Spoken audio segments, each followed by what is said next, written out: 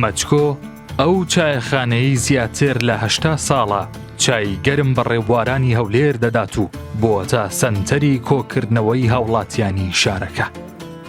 چایخانەی مەچکۆ بە یەکێک لە دێرینترین چایخانەکانی شاری هەولێردا دەندرێت و زیاتر لە 80 ساڵە بۆتە سیمبولی قەڵا و شوێنی کۆبوونەوەی تەواوی چین و توێژە جیاوازەکان.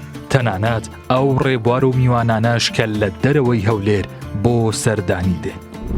مێژووی دروستکردنی چایخانەی مەچکۆ بۆ سەرەتای ساڵی 1940 دەگەڕێتەوە. ئەو کاتەی حاجی محەممەد قاسم تووتنچی ناسراو بە حاجی قڕۆک بڕیار دەدات لەسەر ئەرکی خۆی بینای چایخانەی مەچکۆ لە بەردەمی قەڵا دروست بکات. بۆ ماوەی 10 ساڵیش واتە لە 1940 تاکو 1950 لەلایەن حەسەن ڕەزا چایی بە میوانەکان دەدراو بوو بە یەکەم چایچی مەچکۆ.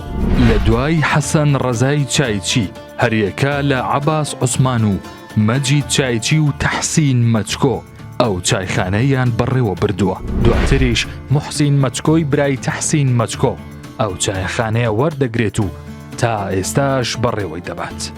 چایخانەی مەچکۆ لە دوای ساڵی 1980 دەبێت بە شوێنی کۆبوونەوەی نووسەران و هونەرمەندان و ئەو ڕێبوارانەی بۆ سەردانی دێنە هەولێر وەکو وێستگەیەکی گفتوگۆی سیاسی و دەبی و هونەری سیر کراوە. وێستگەیەک دوای ڕوخانی ڕژێمی بەعەس دەبێت بە یەکێک لە نایابترین و ناوازەترین چایخانەکانی هەولێر. چایخانەی مەچکۆ هیچ کات یادی هونەرمەندان و نووسەران و ئەو کەسە بەنێو بانگ و دیارانەی لەبیر نەکردووە کە ڕۆژێک لە ڕۆژان چایەکیان تێیدا خواردۆتەوە.